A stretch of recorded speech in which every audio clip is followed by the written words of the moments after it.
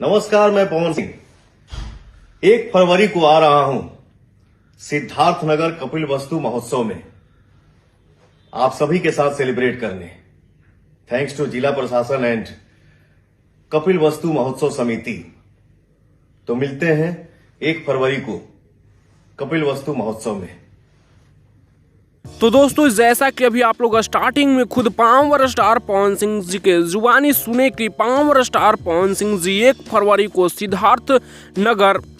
सिद्धार्थनगर कपिल वस्तु महोत्सव में आ रहे हैं आप सभी के साथ सेलिब्रेट करने, हम सभी के साथ सेलिब्रेट करने। तो आप लोग अगर आसपास के रहने वाले हैं, सिद्धार्थनगर के आसपास के, तो आप लोग वहां पर जरूर जाइएगा और पावर स्टार पवन सिंह जी से मिलने का अवसर ना छोड़िएगा। वैसे आप लोगों को क्या लगता है, पावर स्टार पवन सिंह जी यहाँ पे भी कुछ बयानबाजी करने वाले हैं? आप लोग अपना राय नीचे कमेंट्स में दीजिएगा।